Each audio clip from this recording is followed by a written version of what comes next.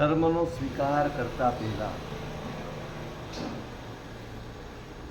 સમ્યક દર્શન અત્યંત જરૂરી છે. સમ્યક દર્શનના સ્પર્શ વગર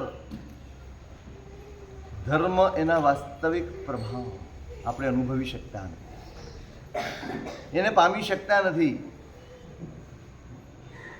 જ્યાં સુધી આત્મહિતનું ભાન ન જાગે ત્યાં સુધી ધર્મ કોઈ ખપનો નથી.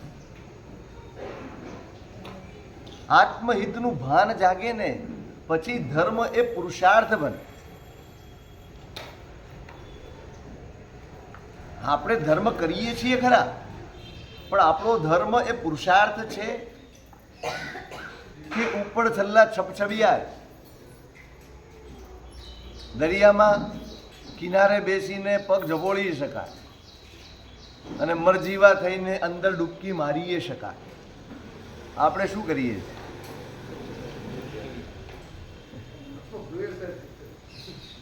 છબછબિયા કરીએ છીએ. ડૂબકી મારવાની હિંમત કે એટલું સાહસ એ આપણી પાસે નથી. પુરુષાર્થ આપણી પાસે. પુરુષાર્થ ક્યારે જાય? પુરુષાર્થ એટલે શું? જેના માટે થઈને બીજું બધું જ ગૌણ કરી શકાય એનું નામ પુરુષાર્થ. 4 પુરુષાર્થ છે: ધર્મ, અર્થ, કામ ને મોક્ષ. આપણી પાસે કેટલા? પુરુષાર્થના નામે કેટલા? ધર્મ કરો છો, મોક્ષની વાતો પણ કરો છો, અર્થનું ઉપાર્જન પણ કરો છો, ઈચ્છાઓ સેવો છો, સંસારના સુખો ભોગવો છો. આ 4 છે. એમાં પુરુષાર્થ કેટલા આપણે?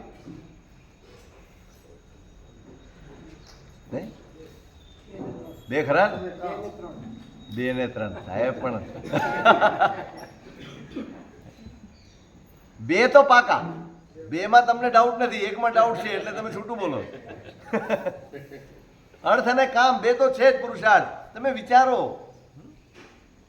સંપત્તિ અર્જન એને સંપત્તિ કમાવી છે, પૈસા કમાવા છે, કેટલું ગૌણ કરો છો? કેટલું? ધનાર્થીનામ યથા નાસ્તિ શીત તાપાદિ દુસ્સહમ તથા ભવ વિરક્તાનામ તત્વજ્ઞાનાર્થીનામ. ઉપાધ્યાયજી મહારાજ જ્ઞાનસા. ધનાર્થીનામ યથા નાસ્તિ શીત તાપાદિ. જેના હૈયામાં પૈસો વસી ગયો, જેના હૈયામાં સંસારના સુખ વસી ગયા અને એના માટે પૈસો જરૂરી છે, એ બુદ્ધિમાં બરાબર સ્થિર થઈ ગયું ને, એ પછી ઠંડી છે, ગરમી છે, વરસાદ છે, થાક છે, તબિયત છે, કશું જ જોતો નથી.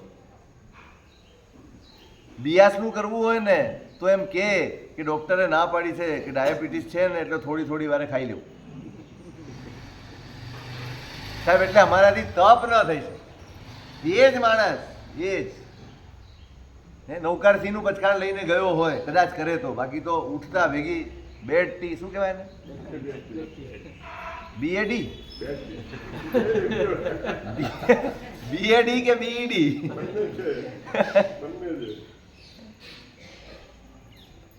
પણ એ દુકાને જાય અને ધારો કે તમારી સિઝન છે અને સવારથી ગ્રાહકો હોય, તમને એક ક્ષણનો ટાઈમ ન હોય, સાંજે 4 વાગી ગયા હોય, એ પછી તમે પાણી ન પીધું હોય, ડાયાબિટીસ યાદ આવે?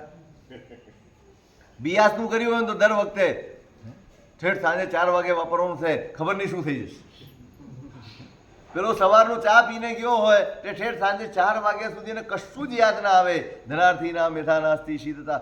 કોઈ કષ્ટ લાગતું નથી જો હૈયે વસ્યું હોય તો. લક્ષ્ય તમારા હૈયે છે તો તમારા માટે કોઈ કષ્ટ નથી, કોઈ તકલીફ નથી, કારણ તમે લક્ષ્ય તરફ આગળ વધો. જે બધી જ સુખ સુવિધા સગવડ બધાને ગૌણ કરાવે અને જેમાં ડૂબાડી દે એનું નામ પુરુષાર્થ. આપણે બધું જ ગૌણ કરી શકીએ. ગરમી ઠંડી બધું જ. ઊભા જવું પડશે, તડકામાં જવું પડશે, કાંઈ જોવાય છે?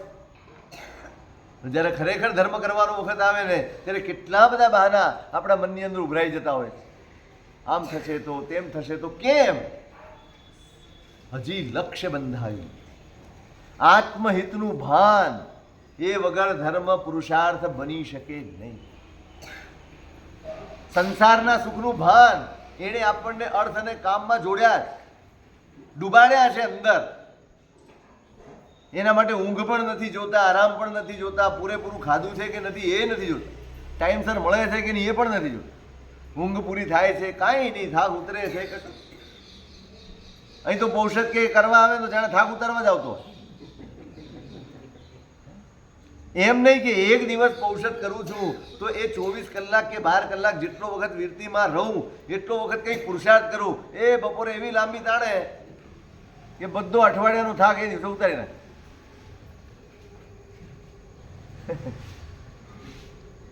સંસારમાં લાગેલો થાક ઉતારવા માટે ધર્મની ક્રિયાઓ છે. ત્યાં એમ ના થાય કે એક દિવસ કરવાનું છે તો ના ઉત્સાહપૂર્વક ઉલ્લાસપૂર્વક આમ આખો દિવસ જાગૃતિપૂર્વક મારે પસાર કરવો છે, એ ના થાય. કેમ? આત્મહિતનું ભાન નથી થાય. બસ એ જે ભાન છે ને આત્મહિતનું, એનું નામ સમ્યક દર્શન છે. એના વગર વ્રત તપ જપ ક્રિયાઓ એનું બહુ મૂલ્ય નથી. ના નથી પાડતા, પણ આત્માને જે લાભ થવો જોઈએ એ લાભ તમે પામી શકતા નથી. ધર્મનો લાભ કોને? ધર્મનો લાભ કોને? હે? આત્માને. અને પુણ્યનો લાભ કોને? તમારા સંસારને લાભ કરે એનું નામ પુણ્ય છે, અને તમારા આત્માને લાભ કરે એનું નામ ધર્મ છે. આત્માનો લાભ જોઈતો હોય એના માટે જ ધર્મ કામનો, એના માટે જ ધર્મ એ પુરુષાર્થ બને, એ મહેનત કરે, એ જાગતો રહે. એટલે પહેલી સમ્યક દર્શનની વાત કરી. પહેલો તો આત્મભાન જગાડવું. મહેનત કરો, જગાડવું પડશે, જાગશે નહીં. અનાદિકાળની સંજ્ઞાઓ શરીર સાથે, શરીરના સુખો સાથે, ઇન્દ્રિયો સાથે, ઇન્દ્રિયોના સુખો સાથે જોડાયેલી છે. આપણો દરેક વિચાર, આપણી દરેક સંજ્ઞા, આપણો દરેક વિકલ્પ ક્યાં આવીને ઉભો રહી જાય છે? તમે કન્ક્લુઝન કરો. આપણા અઢળક આખા દિવસમાં આપણે અસંખ્ય વિચારો કરતા હોય, અસંખ્ય પ્રકારના વિચારો કરતા હોય, પણ એને એક જગ્યાએ ખાલી એક વાક્યમાં વર્ણવવું હોય તો આપણા વિચારો શેના માટે હોય? શરીર અને ઇન્દ્રિયો જેના કેન્દ્રમાં છે આપણા દરેક વિચાર. તમે પૈસા કમાતા હો તો પણ, તમે ઊંઘો છો તો પણ, તમે એસી લગાવો છો તો પણ, અને તમે ગાડીઓ બદલો તો પણ, તમે ઘર બદલો, ગાડી બદલો, ફર્નિચર બદલો, જે કાંઈ પણ બદલો જેટલું તમારા હાથમાં છે. જેમાં બદલવું હોય ને છતાં મજબૂરી હોય તો ન બદલી. એવું ઘણું છે. બોલવું નહીં, સમજી ગયા? હસ્યા એટલે હસ્યા તે ફસ્યા. આ જે કંઈ પણ કરીએ છીએ એનું કેન્દ્ર બિંદુ કોણ? બસ મારું શરીર ને મારી ઇન્દ્રિયો, એને સુખ થાય, એ રાજી થાય, એના માટેની જ બધી મહેનતો છે. અને આ સંસ્કાર આજનો નથી, આ સંજ્ઞા આજની નથી, અનાદિકાળથી આ જ ચાલ્યું આવે. હવે એ સંજ્ઞાને ભૂસીને ત્યાં આત્મભાન જગાડવાનું છે, આત્માનું હિત સ્થાપિત કરવાનું છે. કેટલી મહેનત જોઈશ? મેં એકવાર કહ્યું હતું તમને, કદાચ એક સૂત્ર ભણ્યા હોઈએ, શાંતિ ભણ્યા હો કે વંદિતું ભણ્યા હો કે ઈર્યાવી ભણ્યા હો, જે કંઈ પણ ભણ્યા હો, અને એમાં એકાદ વાક્ય, એકાદ ગાથા, એકાદ શબ્દ ખોટો ગોખાઈ જાય ને, અને વર્ષો સુધી તમે એને બોલો, પછી એને સુધારવું હોય તો બહુ અઘરું. પછી તમે બોલતા હો ને અને તમને યાદ અપાવે કે ભાઈ આ બોલવાનું છે, તો બોલો તો ખરા, પણ આગળ ભૂલી જાઓ. ભૂલી જ જવાય, કારણ કે ખોટું બોલો તો જ આગળનું યાદ આવે, સાચું બોલો તો આગળનું યાદ જ ના આવે. વળી બીજે દિવસે કોઈક સુધારે, વળી ત્રીજે દિવસે કોઈક સુધારે, રોજ કોઈક સુધારે. તમે તે વખતે સુધારી શકો, પણ પછી પાછું યાદ નથી રહેતું. એક થોડા વર્ષોની કે થોડા મહિનાઓની ભૂલ સુધારવા માટે આટલી બધી મહેનત કરવી પડતી હોય, પછી એમ કે ભાઈ હવે આ ગાથા છે ને તું માળાની જેમ ગણ, આખી ગાથા બોલ, તો જ તને એ.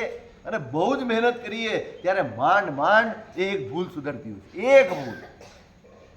આવી તો અસંખ્ય ભૂલો કરીને આપણો સંસાર ચાલે છે. સતત ભૂલો કર્યા કરવી એનું નામ જ સંસાર. સતત ભૂલો કર્યા કરવી. અને જાણી જોઈને ભૂલો કરવી એનું નામ અધર્મ છે. સંસાર એટલો ખરાબ નથી જેટલો અધર્મ ખરાબ છે. સંસારમાંથી તો બહાર નીકળી શકાય છે, અધર્મમાંથી બહાર નથી નીકળી શકાય.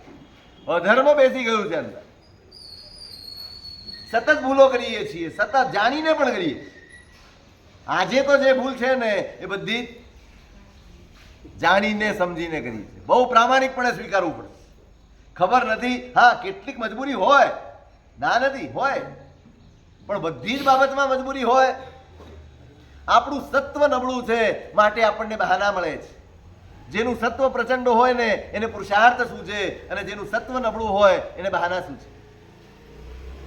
આપણે બહાનામાં જીવીએ છીએ. જ્યાં પુરુષાર્થ કરવાનો છે ત્યાં બહાનાને આગળ કરીને આપણે જીવીએ છીએ. આ બતાડે છે કે આપણું સત્વ નબળું છે.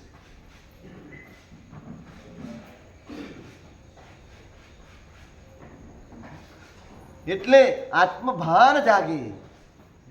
સંસારનું ભાન છે, ઇન્દ્રિયો અને શરીર પ્રત્યેનું ભાન છે, અનાદિકાળની સંજ્ઞા છે, માટે આપણે 24 કલાક એના જ વિચારોમાં રહીએ છીએ. હવે વિચારને ખસેડવા હોય તો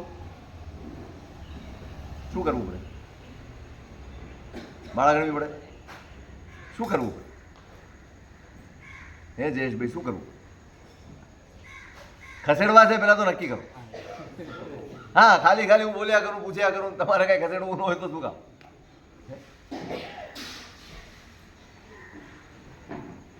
શું કરવું પડે? જે ઘૂંટીએ છીએ, જે આખો દિવસ વિચારીએ છીએ, એ વિચારની જગ્યાએ બીજો વિચાર સ્થાપિત કરવો પડે. હમણાં આવ્યું હતું ભાવના.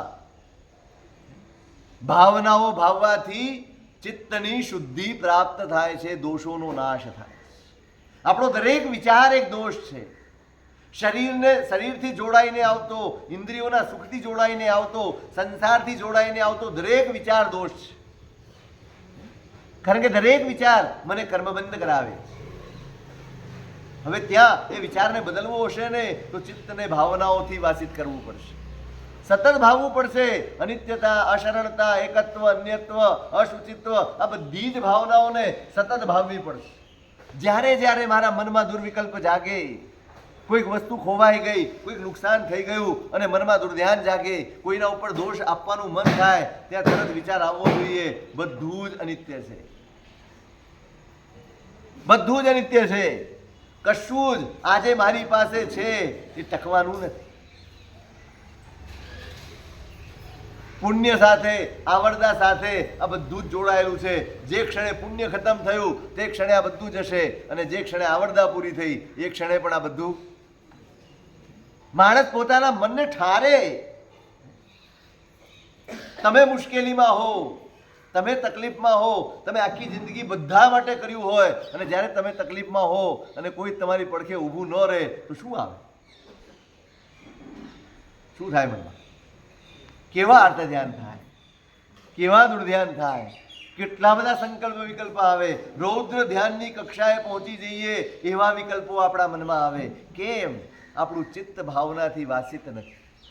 આપણે ચિત્તને કેળવ્યું નથી. આ ચિત્તની કેળવણી છે ને એનું નામ જ ધર્મ પુરુષાર્થ છે.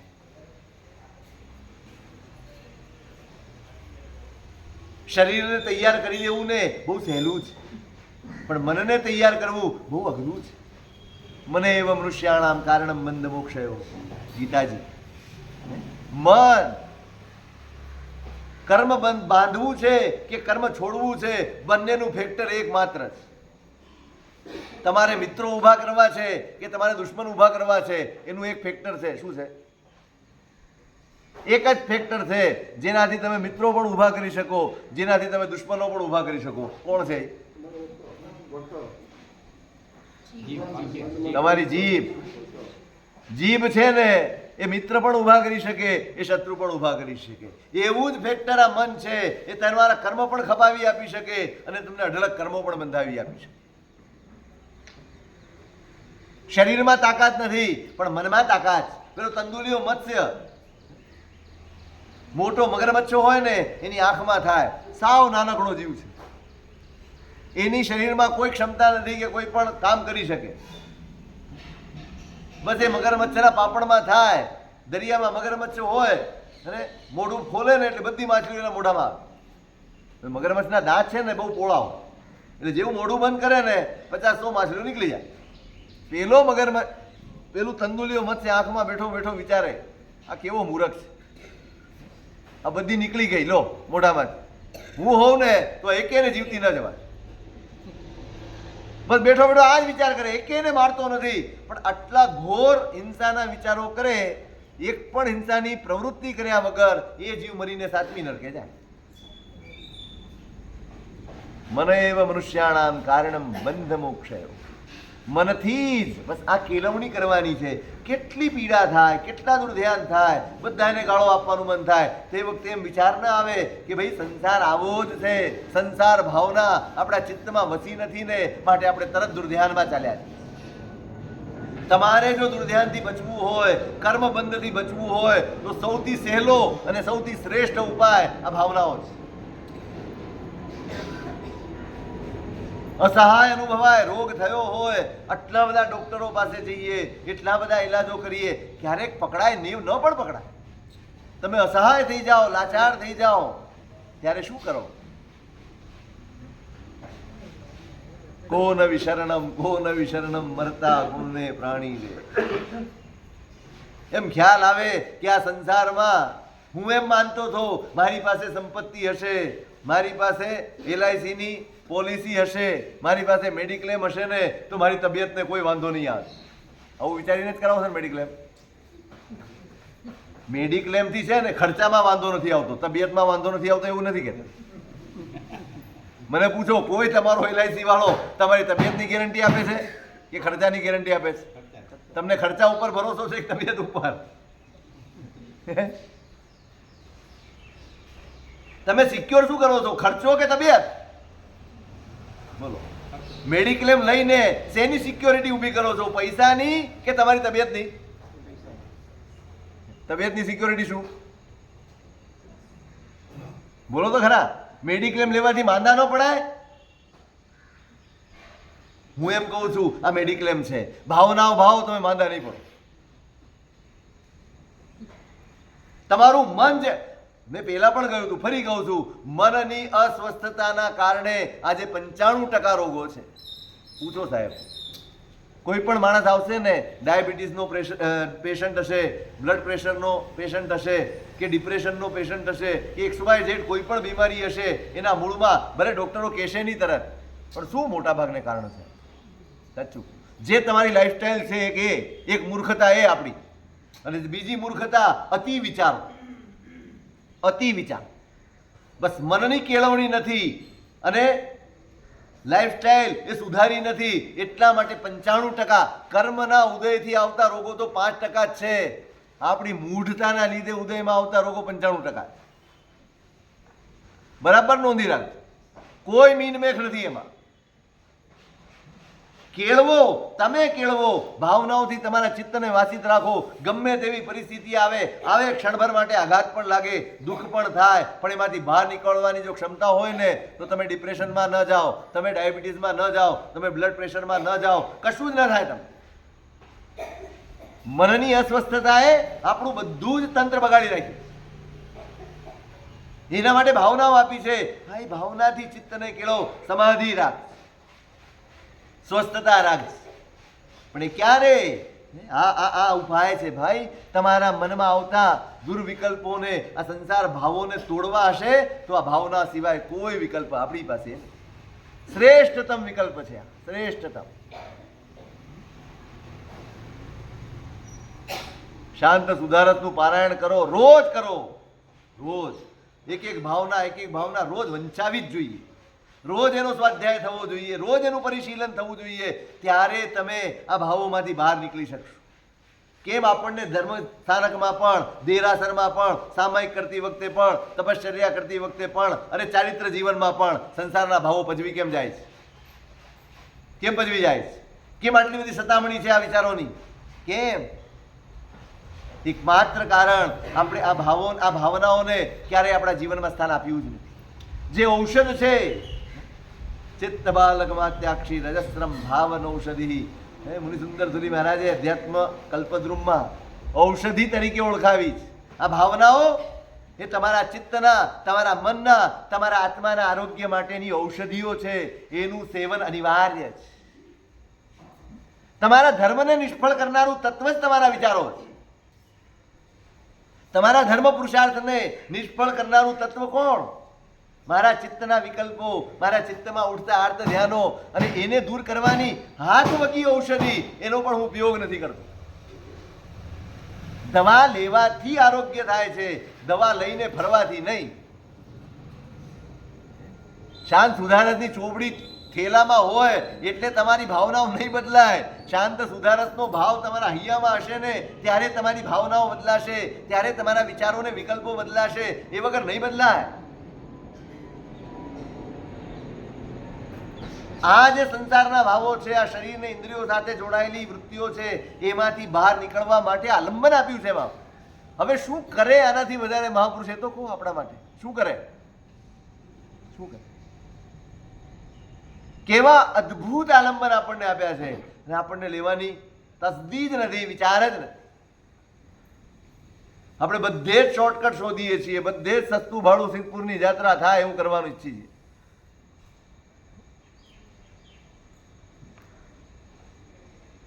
આ ભાવોને ખસેડવા હશે ને તો આ ભાવનાઓ લેવી પડશે, એનું આલંબન લેવું પડશે. આત્મભાન જગાડવું છે ને તો પેલા સંસારનું ભાન તો ઓછું કરો. ઇન્દ્રિયોનું ભાન, ઇન્દ્રિયોના સુખનું ભાન, શરીરના સુખનું ભાન, સંસાર અને સંસારના પદાર્થોનું ભાન એ ખસશે તો આત્મભાન આવશે ને, તો સમ્યક દર્શન પ્રગટશે. એને ખસેડવાની મહેનત નથી, અને સમ્યક દર્શન પ્રગટી જાય એના માટેના દાવા જ, એના ઉપાયો બતાડવામાં આવે. મેં કાલે પણ કહ્યું કેવા તુચ્છતા, આમ તુચ્છતા ભર્યા ઉપાયો બતાડવામાં આવે. ઠીક છે, આપણે કઈ બોલવું નથી ને ચર્ચા નથી કરવી, પણ સમ્યક દર્શન જેવો આત્માને સ્પર્શે એવો ગુણ, એવો ભાવ, એના માટેની અમારી પાસે કોઈ વિધિ અમારી પાસે નથી. અમે તમને બતાડી શકતા. આ ભાવનાઓનો અભ્યાસ એ સમ્યક દર્શનની પ્રાપ્તિનો ઉપાય છે. પણ આપણે ક્યાં સેવીએ છીએ? આપણે ક્યાં કરવું જ છે કાંઈ? આપણે તો વિચારો એ જ રાખવા છે, આપણે ભાવો તો એ જ સેવવા છે. ધર્મ થોડો કરી લેવો છે. કેમ કે હું જેમાં રહું છું ને એમાં તકલીફ ન પડે, મારા સંસારમાં તકલીફ ન પડે એનો વિકલ્પ મારા માટે ધર્મ છે. ધર્મ એકમાત્ર વિકલ્પ મારા આત્મા માટે છે એવું મારા મનમાં વસ્યું જ નથી, એવું ઠસ્યું જ નથી. હું તો ધર્મને માત્ર સંસારના સુખના વિકલ્પ તરીકે અપનાવું છું. જો બીજો વિકલ્પ મળે ને તો હું ધર્મ છોડવા તૈયાર છું. અઘરી લાગે, કઠોર લાગે, પણ વાસ્તવિકતા છે. ધર્મ આપણા માટે માત્ર એક વન ઓફ ઓપ્શન છે, બસ એક ઓપ્શન. તમને તકલીફ ન પડે ને એટલા માટે તમને મળી ગયું છે એટલે તમે ઉપયોગ કરો છો. હા, બસ તમને સંસાર સુરક્ષિત લાગે છે આ ધર્મ કરવાથી. તમારી સંપત્તિ વધે છે માટે તમે પૈસા ખર્ચો છો. હું બધા ઉપર આક્ષેપ નથી કરતો, પણ આ વાસ્તવિકતા તરફ નજર ધ્યાન દોરવું જ પડશે, એના ઉપર ધ્યાન કેન્દ્રિત કરવું જ પડશે. કેમ કરો છો પૂછો તમારી જાત. આત્મકલ્યાણના ભાવથી કરો છો? સાચું કહેજો, 1 રૂપિયાનું પણ દાન કરો ત્યારે શું એવી વૃત્તિ હોય છે ખરી? પ્રભુ આ પ્રાર્થના હોય ખરી? ભંડારમાં રૂપિયો નાખતી વખતે છે ને પ્રાર્થના હોવી જોઈએ, ભગવાન આજે આટલું નાખું છું ને કાલે મારા પરિગ્રહની સંજ્ઞા તૂટે એટલા માટે આ નાખું છું. આ પ્રાર્થના છે મારી, આ નાખવાથી મને જો કંઈ ફળ મળવાનું હોય તો મારી પરિગ્રહની સંજ્ઞા નબળી પડે, આટલું જ મારે જોઈએ છે. શંખેશ્વર જઈને પરિગ્રહ છોડો છો? સાચું કહેજો, પ્રામાણિકપણે કહેજો. એ ત્રણલોકના નાથ પાસે જઈને શું માગો? અમે એકવાર ઘણા વર્ષો પહેલાની વાત કરું, ત્યારે શંખેશ્વરમાં આટલી ભીડ નહોતી. આજે તો ચૈત્યવંદન કરવાના ઠેકાણા નથી હોતા, એટલી ભીડ હોય ખબર નહીં. ભગવાનનો પ્રભાવ છે કે એમના જાગતા અધિષ્ઠાયકોનો પ્રભાવ ખબર નથી. ભગવાનનો પ્રભાવ હોત ને તો આટલી ધમાલ ન હોત, શાંતિ હોત. તમે ગયા ચૈત્યવંદન કરતા હતા, ગુરુ મહારાજને બધા જ હતા. એક ભાઈ આવ્યો દર્શન કરવા. અત્યારે તો બધા હલો હલો હલો એમ કરીને ભગાડે તમને દર્શન કરવામાં. ત્યારે તો ઊભા રહી શકાતા હતા 2 મિનિટ. એ ભાઈ અમે ચૈત્ય હવે તો આપણે ત્યાં શું છે, ઉપયોગ નથી રહેતો. પાછળ કોઈ દર્શન કરે છે, વંદન કરે છે, ચૈત્ય વંદન કરે છે, આવીને સીધો ભગવાનની સામે ઉભો રહી. અહીંયા દેરાસરમાં બધા જ દેરાસરમાં હાલત, કોઈ જોતું જ નથી. પેલો આવીને ઉભો રહ્યો, થોડી વાર હાથ જોડ્યા, પછી ખિસ્સામાંથી. હવે અમારે સ્વાભાવિક છે, આપણે ચંચળ છીએ. ભગવાન ના દેખાય એટલે આડું ઓળું દેખાય. એને ભાઈ એક ખિસ્સામાંથી કાગળિયા કાઢ્યા અને ભગવાનને દેખાડે. આ શું કાઢે? પછી ખબર પડી કે શેર બજારના કાગળિયા. ભગવાનને કેવું પડે ને ભાઈ આટલું કરવાનું છે એમ. એને રીતે ખબર કેમ પડે? ભગવાનને રીતે ખબર કેવી રીતે પડે કે આ શેના માટે આવ્યો છે? એટલે સ્પષ્ટતા કરવી પડે કે ભાઈ આના માટે આવ્યો છું, નોંધ લેજો. આપણો ધર્મ આપણા સંસારમાં બાધા ન ઊભી થાય ને એના માટેનો વિકલ્પ માત્ર છે. નહીં, હજી આત્માર્થી પણ નથી જાગ્યું, હજી આત્મભાન નથી જાગ્યું. અને એટલે અહીંયા કહ્યું છે સમ્યક દર્શન વગર ધર્મનો સ્વીકાર એ ફળદાયી બનતો નથી, આત્માને હિત કરનારું બનતું નથી. ઠીક છે, તમારો સંસાર ચાલી જશે, સાચું કહું છું, ચાલી જશે, કરો ધર્મ, વાંધો નથી. પણ એ સંસાર બુદ્ધિથી કરેલો ધર્મ દુર્ગતિમાંથી પડતા બચાવી શકશે નહીં, દુઃખોથી બચાવી શકશે નહીં, કર્મ બંધથી બચાવી શકશે નહીં. કર્મ બંધથી તો એ જ ધર્મ બચાવી શકશે જેમાં આત્માનું ભાન હશે, આત્માના હિતનું ભાન હશે. લક્ષ્ય બદલવાની જરૂર છે, વિચારવાની જરૂર છે. અને સમ્યક દર્શનનો સ્પર્શ થાય પછી ગુરુ ધર્મ સમજાવે, પછી ગુરુ વ્રત સમજાવે. બે ધર્મ સમજાવવાના જ. એક ભગવાને બે ધર્મ સમજાવ્યા, એક સાધુ ધર્મ અને બીજો, પહેલા તો સાધુ ધર્મ જ સમજાવે. શું છે સાધુ ધર્મ? ખંતી મદ્દવ અજ્જવ મુક્તિ તવ સંજમેય. સાધુના જે 10 યતિ ધર્મો છે ને એ ચારિત્ર ધર્મનું શિક્ષણ છે, એને સમજાવે. પણ લાગે કે સાધુ ધર્મ સ્વીકારવા જેટલી ક્ષમતા હજી આ જીવમાં પેદા નથી થઈ. હજી બધું જ છોડીને ધર્મ તરફ જ માત્ર વળી જવું એટલું સત્વ હજી આ જીવનું પ્રગટ નથી થયું. ત્યારે એને શ્રાવક ધર્મની વાત, ત્યારે એને પેલા મહાવ્રતની વાત કરે, પણ જુએ કે હજી એની ભૂમિકા નથી, હજી એની એટલી ભાવના કે એટલો ઉલ્લાસ નથી, તો એને અણુવ્રતની વાત કરે. શ્રાવકના કેટલા વ્રત? 12 વ્રતની વાત કરે.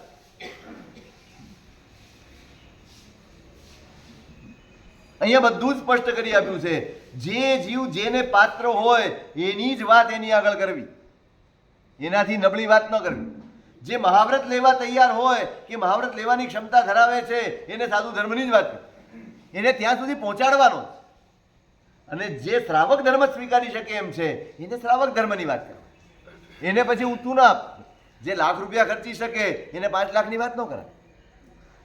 અમારે તો 5 ખર્ચી શકે એને લાખની કરવી પડે. તમે જો નકરો શું છે, નકરો શું છે? બાકીનું સંઘ ભોગવશે.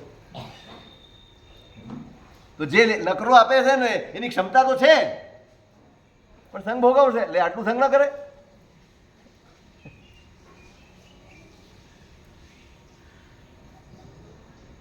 જે સ્વીકારવા સક્ષમ હોય એ ધર્મની વાત એને કરવાની, એનાથી નીચી વાત કરો તો દોષ.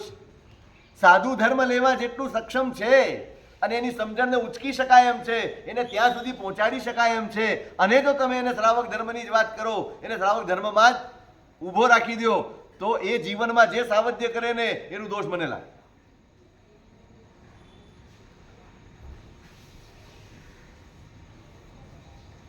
તમારી ક્ષમતાનો પરિચય તમને કરાવવો પડે. તમે ક્યાં સુધી પહોંચી શકો છો એનું ભાન તમને કરાવવું પડે.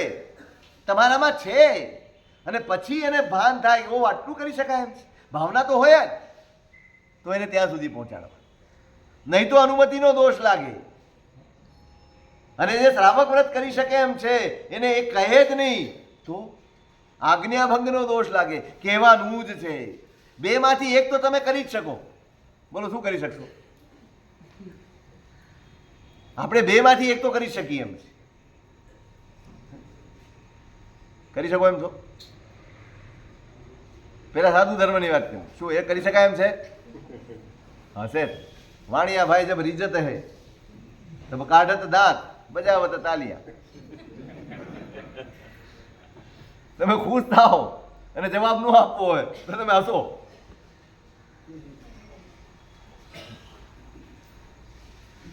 પ્રામાણિકપણે આપણે કાંઈ એવું નથી કહેતા કે તમે હાથ ઊંચો કરશો તો હું દીક્ષા આપી દઈશ.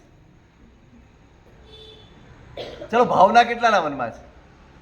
પેલી લુખી ભાવના નહીં હો. સાચે સાચ જો તક મળે અને જો મારા અનુકૂળ સંયોગ હોય તો મારે નીકળવું છે, એટલું કેટલાના મનમાં છે? જો તક મળે, અનુકૂળ સંયોગ હોય, મારી જવાબદારીઓ બધી પૂરી થઈ જતી હોય અથવા માથે ન રહેતું હોય તો મારે નીકળવું જ છે, આટલો ભાવ કોને છે? તમે નીકળશો નહીં નીકળશો પછીની વાત. હું મશ્કરીમાંની વાત નથી કરતો, હું સિરિયસલી વાત, ગંભીરતાથી વાત છે. કોઈને મન અચ્છા અવસર હતો, તક હતી, ક્ષમતા પણ હતી અને છતાંય અવસર ચૂકી ગયા એનો અફસોસ કેટલાના મનમાં છે? બધાના મનમાં ના, પણ એમાંથી બધાનું ના કહેતા, કારણ કે ઘણાની પાસે હજી અવસર છે.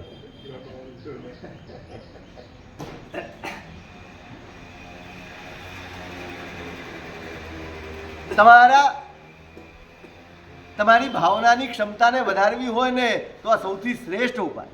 રોજ તમારી જાતને કહો નીકળવું છે. નીકળાય કે ન નીકળાય, આજે નહીં કાલે નીકળશે. એમ નહીં આજે નીકળી નથી શક્યા ને બસ કાલે તક મળે તો નીકળવું છે. રોજ તમે કહો અને તમે જોજો તમારા કર્મનો ક્ષયોપશમ વધશે, તમારા ચારિત્ર મોહની તૂટશે. આપણે મશ્કરીમાં વાત લઈએ છીએ ને ત્યારે ચારિત્ર મોહની બાંધી લઈએ, મશ્કરીમાં લઈ લઈએ. મશ્કરી નહીં, આ બહુ સિરિયસ, બહુ ગંભીર ભાવના. સ્વીકાર. એક તરફ તો ક્યાંક તો પ્રભુના શાસનમાં સામેલ થવાનું, પ્રભુના સંઘના અંગ બંધવાનું એકમાત્ર ઉપાય વ્રત ગ્રહણ કરવા તે છે. બરાબર યાદ રાખજો. અત્યારે આપણે શાંતિવન સંઘમાં છીએ, પ્રભુના સંઘમાં છીએ. પ્રભુના સંઘના અંગ કેટલા? હે? 4. કયા 4? સાધુ કોને કહેવાય? સાધુ સાધ્વી કોને કહેવાય? પંચ મહાવ્રત ધારણ કર્યા હોય તે સાધુ સાધ્વી કહેવાય. શ્રાવક શ્રાવિકા કોને કહેવાય? સીધો હિસાબ છે આ તો. આમાં કઈ ભૂલ હોય તો સમજાવજો ભાઈ, અનુભવમાં કાચો છું. શ્રાવક શ્રાવિકા કોને કહેવાય? ભારવતધારી હોય ને. હવે આપણે કયા સંઘમાં? શાંતિવન સંઘમાં કે પ્રભુએ સ્થાપેલા સંઘમાં? શાંતિવન સંઘમાં. સંતોષ છે? અરે આ સંઘના આલંબને પ્રભુના સંઘમાં પ્રવેશ કરવાનો છે ભાઈ, એમને એમ નથી ચાલ્યા જવું.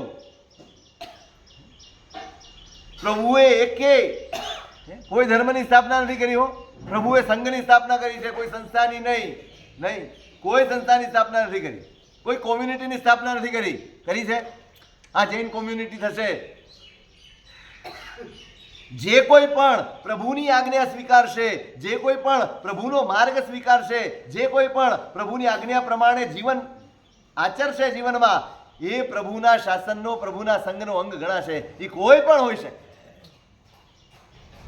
સૌથી પહેલા આ શાસનમાં કોને પ્રવેશ મળ્યો?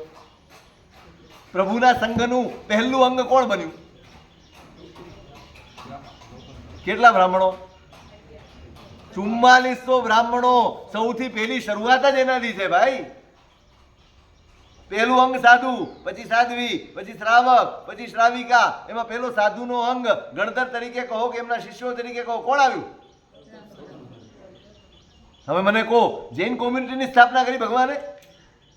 શેની સ્થાપના કરી? સંઘની. જે કોઈ પણ આ માર્ગ સ્વીકારે એ સંઘનો સભ્ય છે, અને જે આ માર્ગ નો સ્વીકારે એ બટ નેચરલ છે. તમે એમાંથી બાકાત જ રહી જવાના છો. તમે કે હું જે પણ હોઈએ બધા બાકાત રહી જવાના. હવે બોલો સંઘમાં પ્રવેશ કરવો છે? ધર્મશાળાની દિવાલ પર લખેલું મોટા અક્ષરથી આ શબ્દ લખેલા છે કે પ્રભુના ધર્મને જે સ્વીકાર કરે એ બધા જૈન છે. જૈન એટલે શું? જૈન એટલે શું? જીનેશ્વરની આજ્ઞાને અનુસરે એનું નામ જૈન. બસ આટલી જ વ્યાખ્યા છે. જયેશભાઈના ઘરે જન્મ્યો હોય જૈન નહીં. એ તો કુળ પરંપરાથી તમારું જૈન લેબલ છે અને તમે જૈન કુળમાં જન્મ્યા છો એટલું જ. જૈન ક્યારે થવાય? જૈન કહો ક્યું હોવે પરમ ગુરુ, જૈન કહો ક્યું હોવે. કહત કૃપાનિધિ સમજલ ઝીલે, કર્મ મયલ જો ધોવે. પાપ મલ બહુ અંગ ન ધારે, શુદ્ધ રૂપ નિજ જોવે, પરમ ગુરુ જૈન કહો ક્યું હોવે. ઉપાધ્યાયજી મહારાજે આખું પદ લખ્યું છે જૈન કોને કહેવાય. કહત કૃપાનિધિ સમજલ ઝીલે, જે નિરંતર સમભાવની સાધના કરતો હોય એનું નામ જૈન છે. બહુલ પાપમલ અંગ ન ધારે, બહુ પાપની વૃત્તિમાં ન જીવતો હોય, અતિ પાપનું આચરણ જેના જીવનમાં ન હોય, પાપથી બચીને જે જીવતો હોય એનું નામ જૈન છે. શુદ્ધ રૂપ નિજ જોવે, જેનું આત્મભાન સતત જાગતું છે એનું નામ જૈન છે. આપણે જૈન છીએ.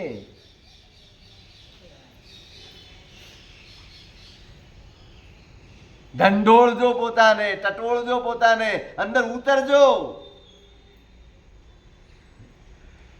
જીનનો અનુયાયી એનું નામ જૈન છે. જીનની આજ્ઞાનો ઉપાસક એનું નામ જૈન છે. જે પણ અંશે, જેટલા પણ અંશે પોતાના પુરુષાર્થ આવ્યું હતું ને શરૂઆતમાં, પોતાની શક્તિ તપાસે. અને જોજો, 12 વ્રત એટલે 12 વ્રત તમે સ્વીકારી શકો એવું નથી. તો કાંઈ નહીં, એક ઓછામાં ઓછો એક, વધુમાં વધુ 12 તમે સ્વીકારો. કોઈ બંધન નથી. અસંખ્ય વિકલ્પો આપ્યા છે, પણ તમે પ્રવેશ તો કરો. તમારી શક્તિનો વિચાર તો કરો. તમારી ક્ષમતાની તપાસ તો કરો. તમે શું કરી શકો? પ્રભુની આજ્ઞા કયા અંશે તમે સ્વીકારી શકો? કેટલા અંશે તમે પાળી શકો? કેટલા વિકલ્પો?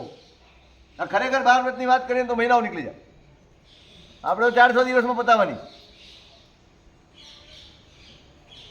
કેટલા ભાંગા, કેટલા વિકલ્પો. આ વિકલ્પ ભાવે તો આ ભાવે તો આ ભાવે તો આ. જે તને અનુકૂળ હોય તે રીતે પણ સ્વીકાર કર. એકવાર શરૂઆત તો કર. એકવાર પુરુષાર્થ પગલું તો માંડ પુરુષાર્થના રસ્તે. તારા કર્મનો ક્ષયોપશમ વધશે ને આપોઆપ. મેં અહીંયા પેલી દેદાશાની વાત કરી, પેતડસાના પિતા ગુરુ ભગવંતના પ્રવચનમાં બેઠા છે અને પરિગ્રહ પરિમાણની વાત ચાલી રહી છે. બધા શેઠિયાઓ બેઠા છે. પેલો તો બિચારો ઠેઠ ખૂણામાં, હેસિયત જ નથી. આપણે ત્યાં તો હેસિયત પ્રમાણે સીટ મળે ને. હેસિયત પ્રમાણે સીટ મળે કે વ્રત પ્રમાણે સીટ મળે? આપણી હેસિયત શું, પૈસા કે વ્રત? એ ખૂણે બેઠો છે. વાત સાંભળીને એના હૈયે એમ થયું, સાલું જિંદગીભર મહેનત કરું છું, એક આખો રૂપિયો જોવા નથી પામ્યો. ચાલ ને, હવે કાંઈ છે જ નહીં, આમે કાંઈ નથી આપણી પાસે. વ્રત કેમ નો સ્વીકારીએ? આપણે તો વ્રત સ્વીકારીએ ને. જોજો તમે, અમે જોયા છે ઘણા. પરિગ્રહ પરિમાણની વાત કરીએ ને, પહેલેથી એમ સાહેબ 100 કરોડનું પરિગ્રહ પરિમાણ રાખે. 100 કરોડ રાખી લેવાનું. એટલે આ મૂરખ જોવાનો શું 100 કરોડ? ગણતા આવડે? તમે બેસાડો ને ભૂખ્યા પ્યાસા, કેટલા દિવસે પૂરું થાય 100 કરોડ ગણવાના? કાંઈ વિવેક વગર આવી છૂટ રાખે. સંજ્ઞા તોડવાની છે, એની બદલે સંજ્ઞા વધી જાય ને એવી રીતે વ્રત સ્વીકાર કરે.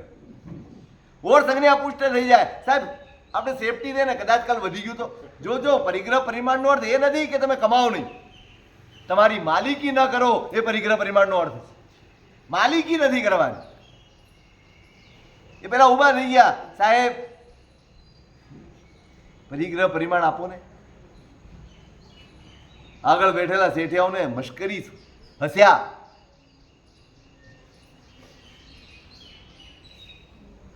સર્વે ગુણા કાંચન આશ્રયંતે. જ્યાં પૈસો છે ને, પૈસાની જ ઇજ્જત છે, પુણ્યની જ ઇજ્જત છે. જેના હૈયે ધર્મ વસ્યો હશે એને જ ગુણની કિંમત હશે, બાકી પૈસાની જ કિંમત હશે. હૈયે ધર્મ નહીં હોય ને, હૈયે સમજણ નહીં હોય ત્યાં સુધી પૈસાનું મહત્વ રહેશે. ગુરુ મહારાજે શાંત કર્યા, ભાઈ શાંત. પૂછું, બોલો ભાગ્યશાળી, કેટલાનું પરિગ્રહ લેવું છે? સાહેબ 5 રૂપિયા. કેટલું? એ જમાનાની વાત છે. રૂપિયો ઘણો મોટો હતો. ગુરુ મહારાજ ઊભા રહી ગયા. ભાઈ થોડુંક વિચાર કરો. એને એમ કે ગુરુ મહારાજને મારી પરિસ્થિતિ ખબર છે, એ એમ કહે છે કે 5 રૂપિયાનું કરીશું, તારી પાસે છે તો નહીં. સાહેબ કંઈ વાંધો નહીં, આપ કહો છો તો હું 4 રૂપિયાનું કહું. નહીં ભાગ્યશાળી, હું આમ આવવાનું નથી કે તો આ બાજુ જવાનું કહું. 5 થી ઓછું નથી કરવાનું, 5 થી વધારો. વધારો સાહેબ, આખી જિંદગીમાં આ આટલી ઉંમર થઈ ગઈ ત્યાં સુધીમાં આખો રૂપિયો નથી જોયો. હવે તમે કહો છો કે 5 થી ઉપર? ભાગ્યશાળી, હું કહું છું, તમે વિચાર. સાહેબ મશ્કરી, ગુરુ મશ્કરી ના કરે. ગુરુ છે ને દીદાર ન જુએ, અહીં જુએ. ગુરુ લલાટ જુએ. લલાટ જોતા આવડે ને લલાટ વાંચતા આવડે ને એનું નામ ગુરુ છે. તમારું ખિસ્સું જોઈને વ્યવહાર કરે ગુરુ નથી, એ ગુરુ ઘંટાળ છે. ખિસ્સું જોઈને શેનો વ્યવહાર? વધારો. સાહેબ 6 રૂપિયા. એટલે આ ભાગ્યશાળી, ડરો નહીં, આગળ વધો. હવે કેવી હિંમત કરી શકે? માણસને જોયું જ નથી, સંપત્તિ કોને કહેવાય ખબર નથી, કેવી રીતે આગળ વધે? ગુરુ ભગવાન તેને આગળ વધારીને 5 લાખ સુધી પહોંચાય. 5 લાખનો પરિગ્રહ પરિમાણ લેવાનું. સાહેબ પણ આજ્ઞા, અંતરનો નિર્મળ ભાવ હતો ને, એવા ભાગ્યના દરવાજા ખુલ્યા, સ્વર્ણ સિદ્ધિ પ્રાપ્ત થઈ. શું મળ્યું? સુવર્ણ સિદ્ધિ. લાખો કરોડોનું સોનું એની પાસે થઈ ગયું. દરેક ગોડાઉન ઉપર લખેલું છે, આ સુવર્ણ ઉપર મારો અધિકાર નથી, સંઘનો અધિકાર. આ પરિગ્રહ પરિમાણ. શક્તિનો વિચાર કરજો. 1 તો 1, 2 તો 2, 4 તો 4. જે પણ સમજાય મારે સ્વીકારવા છે. મારે પ્રભુના સંઘના અંગ બનવું છે. એના વગર આ સંસારમાંથી વિદાય નથી લેવી.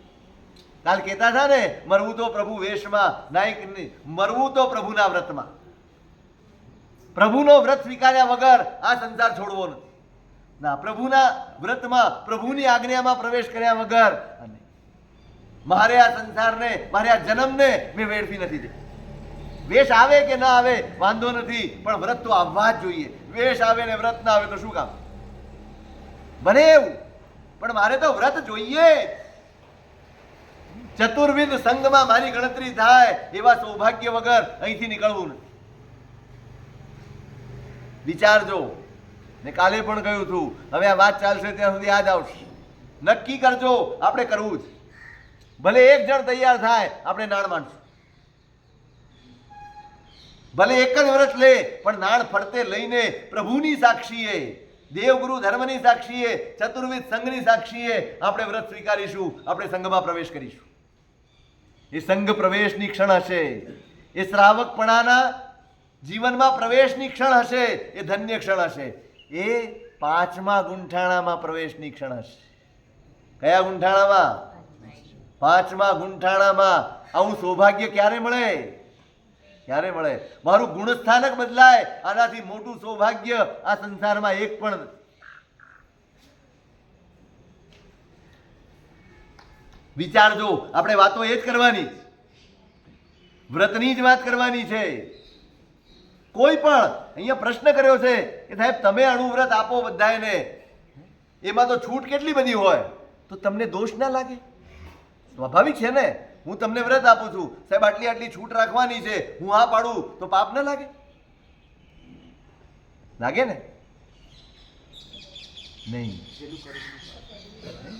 ગુરુને દોષ ન, પરમાત્માએ શ્રાવકોને અણુવ્રત આપ્યા છે ભાઈ, તો પરમાત્માથી ઉપર તો આપણે છીએ જ નહીં. આપણે તો જેટલો અંશે એને ત્યાગ કર્યો છે, જેટલા અંશે એને વિરતી સ્વીકારી છે, એમાં આપણે પ્રોત્સાહન આપ્યું છે. બાકી તો એની નબળાઈ એને પોતે સ્વીકારી છે કે સાહેબ આટલું હું નહીં કરી શકું. તો ગુરુ ભગવંત તો શું કહે? ભાઈ ધીમે ધીમે પુરુષાર્થ વધારજે, તારો ઉદ્યમ વધારજે. તમે સામાયિક પારો. ઈચ્છા કારેણ સંદિશા ભગવાન સામાયિક પારું. શું ગુરુ ભગવાન કે? પાર. તું યથાશક્તિ નહીં. આ તમે છે ને ઉતાવળા કરો છો ને એટલે તકલીફ. ગુરુ આદેશ આપે પેલા તો યથાશક્તિ પારવાની ઉતાવળ એટલી. ગુરુ એમ કે પુનરવિ કાયમ ભાઈ ફરીથી સામાયિક કરને. એટલે એમ કે કે યથાશક્તિ સાહેબ અત્યારે શક્તિ નથી, પણ ફરી અવસર આવશે તો હું ચોક્કસ કરીશ. ફરી ખાવાસનું દે ઈચ્છામી ખમાસણો વંદ્યું જાવણી જાય નિશ્ચિયાય મને વંદામી ઈચ્છા કારેણ સંદીસા ભગવાન સામાયિક પાર્યું, હવે હું પારું છું. અને પછી ગુરુ એમ કે આયારો ન મોતવવો. ભાઈ ભલે સામાયિક પારે, સમતા નો પારી લે. સામાયિક ભલે પારે, સમતા ના પારતો. સમતાના ભાવમાં ટક્યો રહેજે. તારા ધર્મના આચારોને, તારા આત્માના હિતના આચારોને ના છોડતો. અને શ્રાવક એમ બોલે તહતથી સાહેબ આપના વચનને સ્વીકારું છું, હું જાગૃત રહીશ. કેટલો અદ્ભુત વિધિ છે પારવાનો, કેટલો અદ્ભુત. પણ આપણે તો યથાશક્તિ તહતથી નવો રિહંતાણ નવો સિદ્ધાણમ. અરે આ શું ઉતાવળ છે, ક્યાં ભાગવું છે, ક્યાં ભાગવું છે. કેવો અદ્ભુત વિધિ છે, આમ ભીના થઈ જવાય એટલી અદ્ભુત વ્યવસ્થા આપી છે. ના ગુરુ અનુમતિ નથી આપતા, ગુરુ તો પ્રેરણા કરે. એટલે અહીંયા કહ્યું છે દોષ ન લાગે ભાઈ, દોષ ન લાગે. એ તો એને બચાવવા મથે છે, અને આટલા બચાવ્યા ને એ કાંઈ નાની સૂની વાત નથી. આટલું પણ એના જીવનમાં વ્રત આવશે તો આગળ ધીમે ધીમે એના કર્મનો ક્ષયોપશમ વધશે, એ વધુ આગળ વધશે.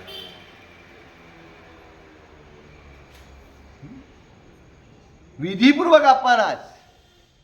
કેવી રીતે આપવાના? વિધિપૂર્વક. શું છે વિધિ? યોગ વંદન નિમિત્ત દિગાકાર શુદ્ધિર વિધિ. આટલી શુદ્ધિનું ધ્યાન રાખવાનું. વ્રત આપતા પહેલા, વ્રત આપવાની સાથે શું શું જે ધ્યાન રાખવાનું? યોગની શુદ્ધિ. મન વચન અને કાયા ત્રણેય યોગ શુદ્ધ હોવા જોઈએ. તમે સામાયિક કરો, તમે કોઈ પણ આરાધના કરો, તમારા મન વચન કાયા એ ત્રણેય યોગોને નિર્મળ રાખવાનો પ્રયત્ન કરવો જોઈએ. મનમાં દુર્વિકલ્પો ન હોવા જોઈએ. વચનમાં ભાષા નિર્મળ હોવી જોઈએ, ભાષા અશુદ્ધ ન હોવી જોઈએ, અશુભ ન હોવી જોઈએ. અને કાયા એની પ્રવૃત્તિ જૈણાપૂર્વકની હોવી જોઈએ. બસ વિચારો પણ જૈણાપૂર્વકના, વચન પણ જૈણાપૂર્વકનું, અને કાયાની પ્રવૃત્તિ પણ જૈણાપૂર્વકની. આનું નામ યોગ શુદ્ધિ છે. તમે વ્રત સ્વીકારવા આવ્યા છો, તમે વ્રત લેવા તૈયાર થયા છો, એ દરમિયાન જ્યાં સુધી તમે વ્રત સ્વીકારો ને ત્યાં સુધી તમે તૈયારી કરી નાખો. આપણે એમ કહીએ છીએ દેરાસર નાહી ધોઈને અવાય. નાહી ધોયા વગર અવાય કેમ? શુદ્ધિ જોઈએ, શરીરની શુદ્ધિ. એક જ શુદ્ધિ જોઈએ. અંગ વસન મન ભૂમિકા પૂજો પગરણ સાર ન્યાય દ્રવ્ય વિધિ શુદ્ધતા શુદ્ધિ 7 પ્રકાર. પૂજા કરતી વખતે 7 પ્રકારની શુદ્ધિનું ધ્યાન રાખવાનું. અંગ શરીર, વસન કપડા, મન તમારા વિચારો, ભૂમિકા જમીન, જ્યાં પૂજા કરવા જાઓ છો એ ધરતી શુદ્ધ હોવી જોઈએ. પૂજો ઉપકરણ, પૂજાના ઉપકરણો. આ ધૂપ કરો છો ને, કેમ કરો? આપણા પરસેવા લાગ્યા હોય, આપણા હાથ લાગ્યા હોય, એ બધું મલિન થયું હોય ને એને ધૂપ ધાણું કરીને એને સુગંધિત કરવાનું હોય. ન્યાય દ્રવ્ય વિધિ શુદ્ધતા. ન્યાય દ્રવ્ય કયા દ્રવ્યથી પૂજા કરવાની છે? એકલા સ્વદ્રવ્યનો આગ્રહ નથી રાખવાનું, ન્યાય દ્રવ્યનો આગ્રહ રાખવાનો. સ્વદ્રવ્યની એટલી મેથી મારીએ છીએ ને કે ન્યાય દ્રવ્ય ભૂલાઈ જાય. સ્વદ્રવ્ય ચોક્કસ, પણ સ્વ ત્યારે જ કહેવાય જ્યારે ન્યાય હોય ત્યારે. ન્યાયનું ન હોય ને એ તો બીજાનું હડપેલું જ ગણાય, બીજાની ચોરી જ ગણાય. તમે તમારા હક કરતાં વધુ કમાવાની કોશિશ કરો ત્યારે જ તમારે અન્યાયનો રસ્તો લેવો પડે, અને અન્યાયના રસ્તે આવેલી સંપત્તિ એ ક્યારેય સ્વદ્રવ્ય ગણાય નહીં. એટલે જો અન્યાયના રસ્તે આવેલી સંપત્તિથી હું ધર્મના કામ કરતો હોઉં તો એ સ્વદ્રવ્યથી થયા એવું ક્યારે માનવું? હમણાં શરૂઆતમાં છે ને, નહીં શરૂઆતમાં નહીં, આપણે પેલા 7 કર્તવ્યોની વાત કરીને ત્યારે એક વાત કરી. ચૈત્યનું નિર્માણ કરે શેનાથી? ન્યાય દ્રવ્યથી. ખ્યાલ છે? યાદ આવ્યું? એની વાત આવી. ત્યાં એમ લખ્યું છે શ્રાવક કેટલો જાગૃત હોય, ક્યાંક અનીતિનું આચરણ થઈ ગયું હોય ને ભૂલમાં પણ, અને એ પૈસા જો પોતાની અંદર આવ્યા હોય અને પૈસા જ્યારે વાપરે ને ત્યારે સંઘની સમક્ષ કબૂલ કરે કે આ પૈસો, આટલો પૈસો મારો નથી, આ બીજાનો છે, આ બીજાનો છે, આની ઉપર મારો અધિકાર નથી. એ કબૂલાત પૂર્વક પછી આગળ પોતાનું કામ કરે ધર્મનું. કયા પૈસે ધર્મ કરો? સ્વદ્રવ્યથી કરો. ન્યાય દ્રવ્ય હોય એ સ્વદ્રવ્ય ગણાય. લોભથી, લાલચથી, અન્યાયના રસ્તે જે કાંઈ મેળવાય છે એ ક્યારે સ્વદ્રવ્ય નથી હોતું. યોગ શુદ્ધિ, આ ન્યાય દ્રવ્ય, વિધિ શુદ્ધતા, અને વિધિ શુદ્ધ હોવી જોઈએ. આ 7 શુદ્ધિ હોય ત્યારે પૂજા એ આરાધના બને, ઉપાસના બને. એમ અહીંયા યોગની શુદ્ધિ વિચારવાની છે. તમે આ કરવા આવ્યા છો, વ્રત સ્વીકારો છો તે વખતે તમારા મન વચન કાયા નિર્મળ હોવા. વંદન શુદ્ધિ એટલે ક્રિયાની શુદ્ધિ. તમારા સૂત્રો અસ્ખલિત બોલાવવા જોઈએ, ભૂલ વગરના બોલાવવા જોઈએ, કાના માત્રા મીંડાની ભૂલો ન હોવી જોઈએ, આડાવડા બધા ભેગા થઈ જાય શબ્દો એવી રીતે ન બોલાવવા જોઈએ. આ વંદન શુદ્ધિ. પછી નિમિત્ત શુદ્ધિ. આપણે જુઓ, વાજિંત્ર વગાડવાનો આપણે ત્યાં રિવાજ છે. કોઈ પણ ગુરુ ભગવંતો પ્રવેશ હોય, કોઈ પણ મંગલ કાર્યક્રમ હોય ત્યારે આપણે વાજિંત્ર વગાડીએ. કેમ વગાડીએ? હવે આપણે કુદરતી તો કઈ અવાજ સાંભળવા મળે નહીં, કારણ કે સિવાય ટીવી ને મોબાઈલના અવાજો ને હોર્નના અવાજો હવે એ જ રહ્યા. પહેલાં તો ક્યારેક છે ને અચાનક તમે આમ પચકાણ લેવા ઊભા થયા હો ને ત્યારે ક્યાંક શંખનો અવાજ સંભળાય, ક્યાંક નગારાનો ધ્વનિ સંભળાય, ક્યાંક બેન્ડ વાજાનો અવાજ સંભળાય, સહજે સંભળાતો. હવે નથી, એટલે આપણે ઊભા કરવા. હવે શુકને આપણે ઊભા જ કરીએ છીએ ને. બીજું 108 ઊભા કરે, ઊભા જ કરવાના હોય, કારણ કે આપણા ભાગ્ય જ એવા નથી કે શુકન સામે થયા. પણ નિમિત્ત શુદ્ધિ, નિમિત્તની પણ શુદ્ધિ. ઉત્તમ નિમિત્તો છે, કેવું વાતાવરણ છે આ પણ જોવાનું, એટલે આપણે મુહૂર્ત જોઈએ છીએ. દિશા શુદ્ધિ, કઈ દિશામાં કરવાનું, પૂર્વ કે ઉત્તર દિશામાં કરવાનું હોય, અથવા જે દિશામાં જિનાલય જીન મંદિર હોય એ દિશામાં ઊભા રહીને વ્રત વગેરે સ્વીકારવાના. આ દિશાની શુદ્ધિ. પછી આગારની શુદ્ધિ, એટલે જ્યારે પચખાણ આપે, વ્રત આપે ત્યારે રાજા બી યોગેણમ, બલા બી યોગેણમ, આ બધા વ્રતોના પણ આગાર છે કે ભાઈ આટલી આટલી અવસ્થામાં, આવી આવી સ્થિતિમાં તમારા વ્રતમાં કદાચ તમારે વ્રતથી ઉલટું આચરણ કરવું પડ્યું હોય ને તો પણ તમારું વ્રત ભાંગે નહીં. જેમ આપણે પચખાણ આપીએ છીએ નૌકારસીનું, એકાસનાનું, એમાં આગાર બોલીએ છીએ, ખબર છે? એ બધા આગાર શું છે? આવી આવી પરિસ્થિતિ સર્જાય અને તમારા એકાસનામાં ભંગ આવે એવું તમને લાગે તો પણ એકાસનું ભાંગ્યું ન ગણાય. આ આગાર છે. આગારની શુદ્ધિ. આટલી શુદ્ધિ આવે ત્યારે આવી સ્થિતિમાં એને વ્રત પ્રદાન કરવાનું છે. અને જે વ્રત લેનારો છે એ દેવ, ગુરુ, સાધર્મિક, પોતાના સ્વજનો, દીન અને અનાથ, આ બધાની સેવા ભક્તિ કરીને વ્રત સ્વીકારવા. બધાને રાજી કરીને. તમે શેના માટે જઈ રહ્યા છો? પ્રભુના સંઘમાં પ્રવેશ કરવા જઈ રહ્યા છો. તમે શ્રાવક બનવા જઈ રહ્યા છો. આવું ઉત્તમ કામ, જેમ દીક્ષાર્થી દીક્ષા લે કરે ને. તમે વર્ષીદાન અપાવો છો, એ શું છે? વર્ષીદાન શું છે? હા જ પ્રભુની ભક્તિ કરે, મહોત્સવ કરીએ, ગરીબોને આપીએ, સાધર્મિકોની ભક્તિ કરીએ. આ બધું જ કરીને તમારા વ્રતની અનુમોદના બધા કરે, એના માટે આ બધું કરવા. અને તમે જ્યારે વ્રત સ્વીકારો અને આ બધા કાર્યો કરો ને તો આ બધાના આશીષ તમારી સાથે હોય. એ બધાના શુભ ભાવ તમારી સાથે જોડાય, એમના હૈયાના ભાવો તમારી સાથે જોડાય, તમારા વ્રતના સ્વીકારમાં અને તમારા વ્રતના પાલનમાં એ સહાયક બને. એટલા માટે આ કરીને પછી વ્રત લેવાના છે. અને પછી કયા વ્રતો છે, કઈ વાતો છે, એનું શું સ્વરૂપ છે, ગ્રહ અધિકાર.